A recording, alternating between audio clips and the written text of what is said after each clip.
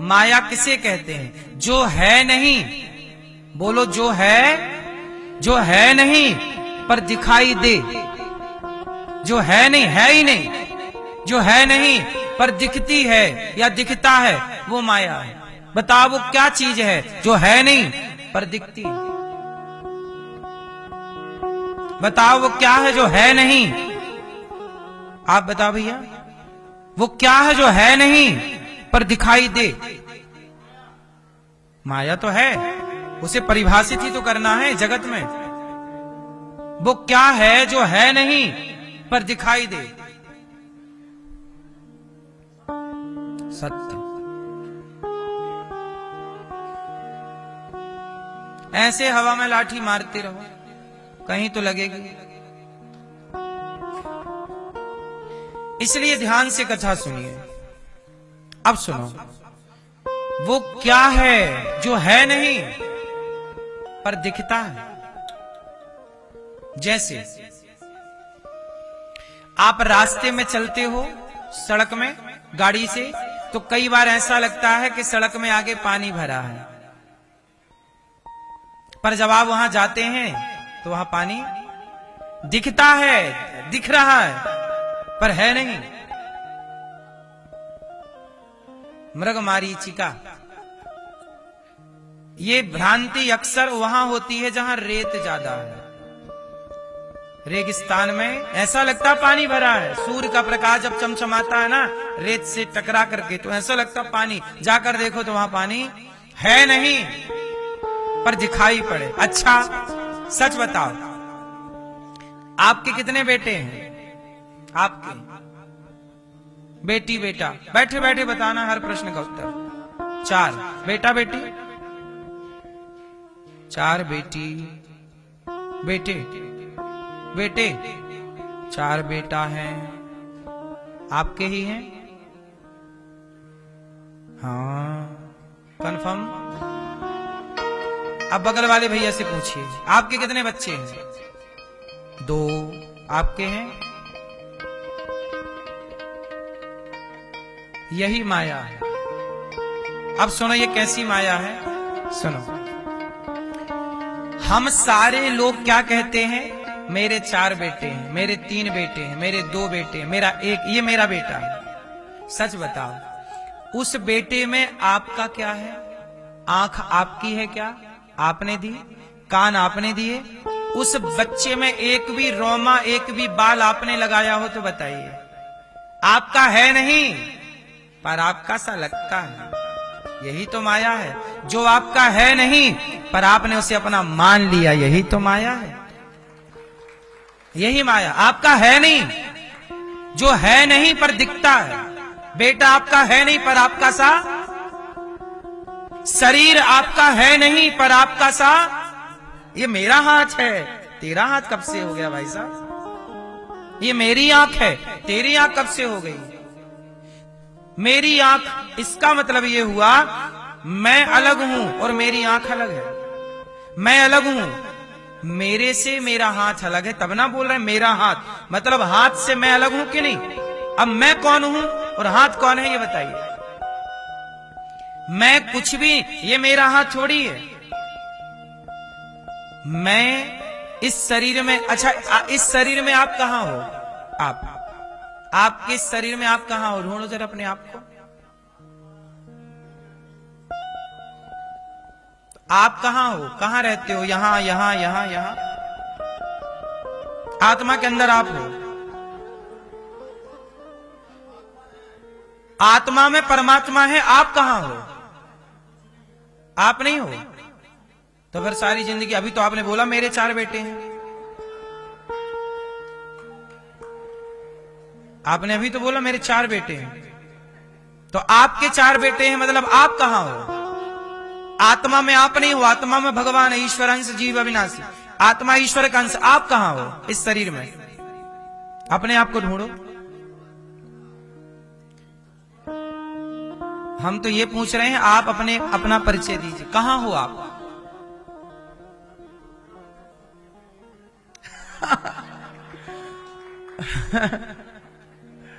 इतना भी सरल नहीं है ये तिगड़म को सुलझाना। लंबा सत्संग करोगे तब कुछ समझ में आएगा, वरना ये अभी बच के निकल जाते, बोले मैं आत्मा परमात्मा है, और अभी थोड़ी देर पहले बोले ना होते ना कि 4 बच्चे मेरे हैं, तो ये निकल गए थे।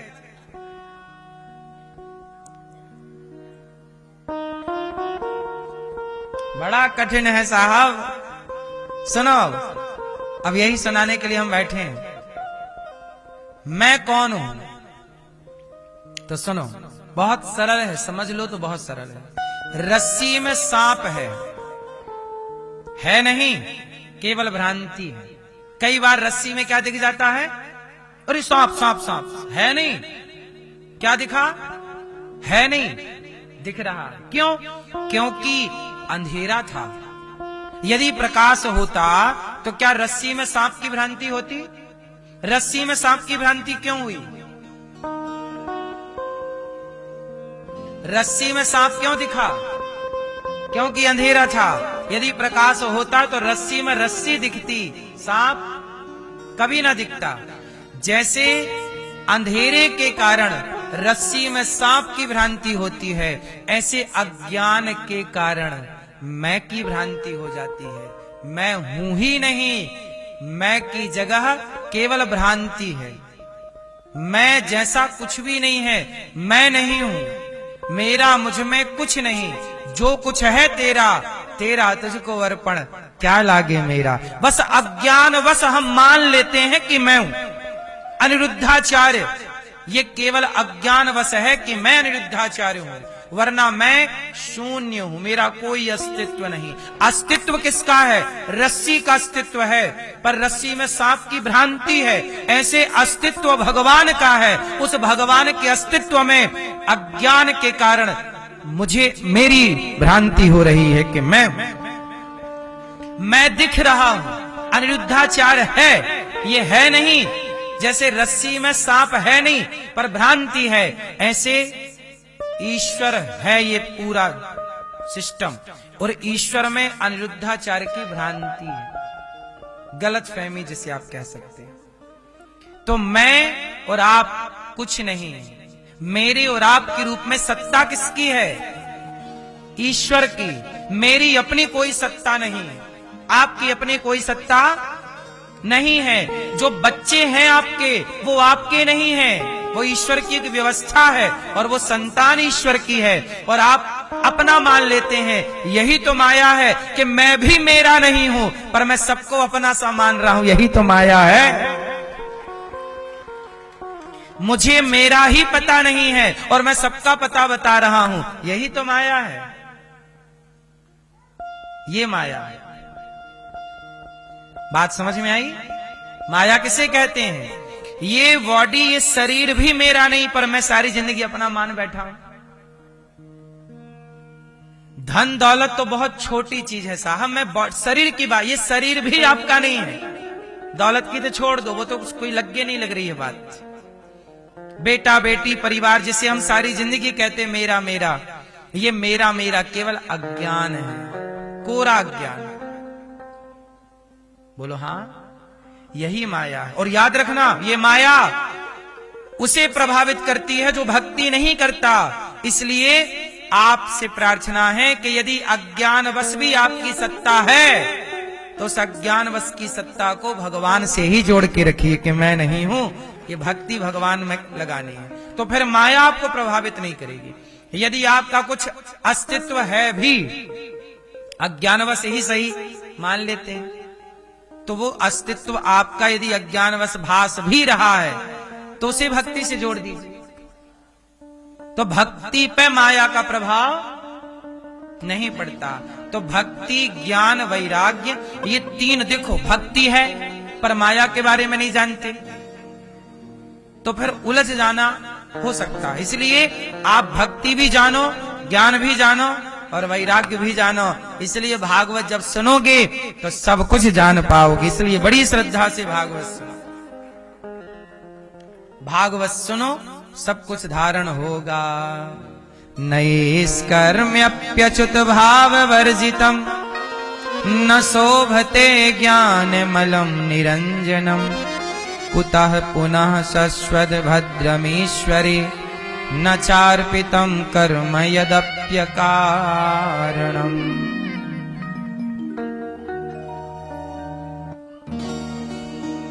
ज्ञान की शोभा, देखो ज्ञान की शोभा भी भक्ति से है और वैराग्य की शोभा भी।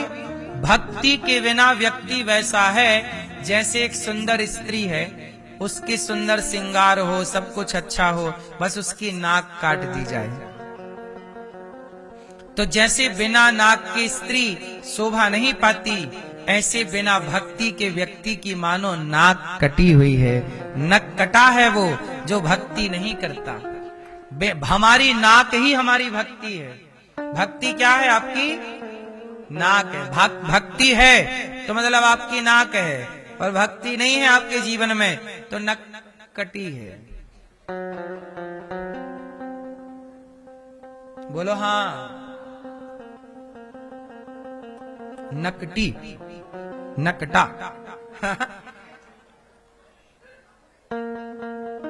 सही। भक्ति के बिना व्यक्ति कैसा है? नकटी और नकटा। ये शुद्ध देहाती शब्द हैं। नकटी और किसके बिना? भक्ति स्वतंत्र सकल सुख खानी, बिनु सत्संग न पावे प्राणी। भक्ति जरूरी है, पर भक्ति आएगी कहां से? बोले सत्संग करिए भक्ति आ जाएगी। भक्ति स्वतंत्र सकल सुख खानी, बिनु सत्संग ना पावे प्राणी। सत्संग कीजिए भक्ति मिल जाएगी।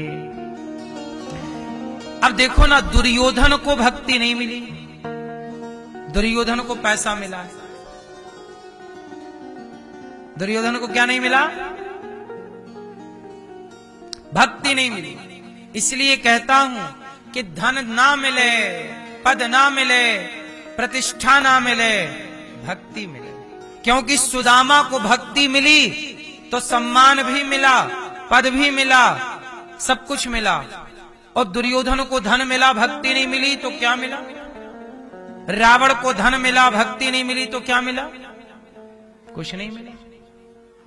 इसलिए मीराबाई को कुछ नहीं मिला, भक्ति मिली। भक्ति मिली तो सब मिल गया। भक्ति पाई सब पा गई। अरे भक्ति के आगे सोने चांदी की, पद प्रतिष्ठा की कोई कीमत है, कोई मूल है?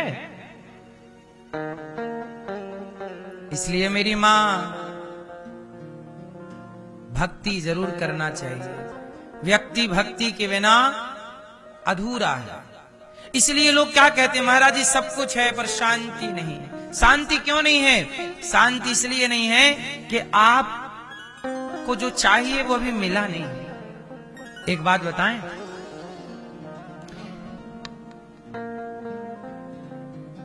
पानी हमेशा किसकी ओर भागता है?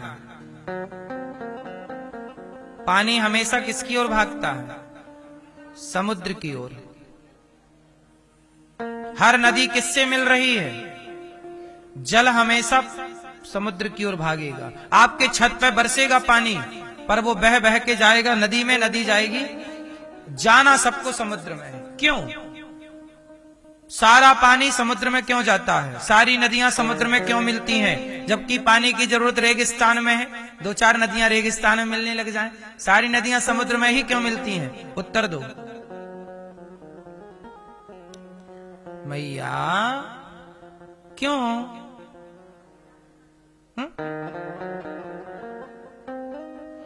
सारी नदियां समुद्र में इसलिए मिलना चाहती हैं क्योंकि नदियों में जो पानी है वह समुद्र का ही है। पूरी धरती में पानी की सप्लाई कहां से है? धरती पर जहां भी तुम्हें पानी मिलेगा वह समुद्र का ही होगा। समुद्र से ही ना वाष्पीकरण होता है, बादल बनते हैं, बरसात होती है। बोलो हाँ। तो मूल में वह पानी कहां से है? तो समुद्र का था तो समुद्र की तरफ भाग रहा है। समुद्र का अंश है नदी का जल, तो अंश हमेशा अंशी की ओर भागता है। अंश हमेशा अंशी की ओर भागता है। अच्छा चलो बताओ, ये तिनका, पत्थर, कोई भी वस्तु आप ऊपर फेंकिए नीचे गिरेगी। क्यों? क्यों? कोई भी वस्तु ऊपर से नीचे क्यों गिरती है? आप बताओ है? हाँ, गुरुत्वाकर्षण है। गुरुत्वाकर्षण का सिद्धांत सबने पढ़ा है, लेकिन इसका ये ही कारण नहीं है गुरुत्वाकर्षण। एक्चुअली संसार में हर चीज ऊपर से नीचे गिरती है। क्यों? जैसे ये तिनका है, ये तिनका धरती का ही एक हिस्सा है, ये धरती का अंश है। भाई कोई भी पदार्थ तिनका हो, पत्थर, पत्थर भी क्या है? धरती का ही तो हिस्सा है। तो धरती का अंश धरती की ओर भागता है, पृथ्वी का अंश तिनका क्या है? आप क्या, मैं क्या, लोहा क्या, पृथ्वी का अंश। तो अंश हमेशा अंशी की ओर भाग रहा है। हर चीज ऊपर से नीचे गिरती है, पर एक चीज है जो नीचे से ऊपर जाती है। बताओ क्या? वो क्या है जो नीचे से ऊपर जाती है? आप दीपक जलाओ तो दीपक की जो ज्योति होगी, जो ज्योति है और जो धुआं है, ये दोनों चीज कहां जाते हैं? हर चीज ऊपर से नीचे आती है, पर ज्योति हमेशा नीचे से ऊपर की ओर लपटे निकलती हैं। बोलो हाँ, क्यों? अब यहां पे गुरुत्वाकर्षण सिद्धांत क्यों नहीं लागू हो रहा है? यदि गुरुत्वाकर्षण सिद्धांत लागू हो तो धुएं पर भी होना चाहिए, क्यों नहीं हो रहा? क्योंकि हर चीज ऊपर से नीचे इसलिए आती है क्योंकि वो हर चीज नीचे आने वाली धरती का अंश है, पृथ्वी का अंश है। धुआं, ज्वाला, ज्योति ऊपर की ओर इसलिए जा रही है क्योंकि आग सूर्य का अंश है। आग किसका अंश है? सूर्य का। तो हमेशा अंश जो है अंशी की ओर भागता है। सूर्य ऊपर है और सूर्य गर्म है और आग भी गर्म है, तो ये अपने परिवार की ओर भाग रही है। धरती का परिवार धरती की ओर भाग रहा है, पानी समुद्र का परिवार है तो पानी अपने परिवार की ओर भाग रहा है। अब आप लोग कहते हो महाराज जी हमें शांति नहीं मिल रही है। शांति तो तब मिलेगी ना जो तुम्हारे अंदर आत्मा है, वो आत्मा ईश्वर का अंश है। जब ईश्वर की ओर भागोगे तुम तो शांति मिल जाएगी।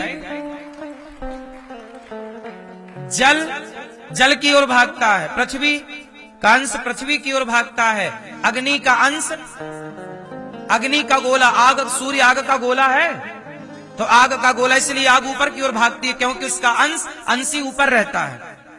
तिनके का अंशी नीचे रहता है, जल का अंशी समुद्र में है, समुद्र है। तो हर अंशी क्या है? दो चीज समझो, अंशी और अंश। जैसे आप हो अंश, ईश्वर अंश, हम ईश्वर के क्या है? हमारे अंशी हैं भगवान, अंशी भगवान और भगवान के अंश हम। समुद्र अंशी और समुद्र अंशी का जल अंश, नदी का जल। आग अंश, आग का अंशी कौन? सूर्य। तो हम भी ईश्वर के अंश हैं, तो सब अपने अपने परिवार की ओर भाग रहे हैं। तो आप क्यों जगत की ओर भाग रहे हो? जगन्नाथ की ओर भागो, शांति मिल जाएगी। आप भाग ही विपरीत दिशा में रहे हैं और बाद में चिल्ला रहे हैं शांति नहीं है, शांति नहीं है, शांति नहीं। काहे को शांति मिलेगी? क्या भैया समझ में आई कि नहीं? विज्ञान की हर बात पूरी सत्य नहीं है साहब, उसमें कुछ बाकी है। क्या बाकी है? गुरुत्वाकर्षण का सिद्धांत पृथ्वी पे है, हर चीज नीचे आती है। सवाल खड़ा है ना कि धुआं फिर ऊपर क्यों जाता है? क्योंकि यहाँ पे विज्ञान अपने तरीके से ना समझाएगा, यहाँ आध्यात्म समझाएगा कि धुआं ऊपर क्यों जाता है। आग की लपट ऊपर क्योंकि वो अंश है। इसलिए हर व्यक्ति जब मरता है, इसलिए आपने एक दूसरी चीज प्रैक्टिकल की होगी। जब आप लोग नीचे देखते हो ना आपको डर लगता है, पर आप लोग ऊपर देखते हो तो डर नहीं लगता। जबकि गहराई केवल 50 फीट की है माना की, और ऊंचाई तो लाखों फीट की है। ऊंचाई ज्यादा है कि गहराई ज्यादा है? ऊंचाई ज्यादा है, गहराई ज्यादा नहीं। लेकिन आप गहराई देखो तो डर लगता है नीचे, और ऊंचाई देखो तो डर नहीं लगता। क्यों? क्योंकि जो आपका आत्मा है ना, अंश ऊपर रहते हैं तुम्हारे भगवान, बैकुंठ ऊपर है, इसलिए वो ऊपर देखती है तो खुश रहती है, मेरे भगवान को मैं देख रही हूँ, खुश हूँ। वो नीचे देखती है तो डर जाती है कि नीचे नरक है, कहीं मुझे नीचे न जाना पड़े, इसलिए वो नीचे डरती है। इसलिए नीचे देखने से डर लगता है, क्योंकि वो बिछड़ना नहीं चाहती, आत्मा परमात्मा से बिछड़ना नहीं चाहती। ऊपर है ना वो, इसलिए खुश रहती है, ऊपर देखो। इसलिए एक बात तो मानना पड़ेगा कि आपका संबंधी, आपके संबंधी नीचे नहीं रहते, आपके संबंधी ऊपर है। हाँ या ना? जिनसे आपका संबंध है वो भगवान हैं तो कण कण में, पर लोग, सब लोग तो यही सुनते आए हैं, सबको एक दिन जाना है। कहां जाना है? अपने भगवान से मिलने। हम लोग यहां मेहमान हैं। आप क्या हो? मेहमान हैं। कुछ दिनों के मेहमान आप हैं, कुछ दिनों का मेहमान मैं हूं। हम सब काम पूरा करेंगे और अपनी मेहमानी पूरी करके चले जाएंगे।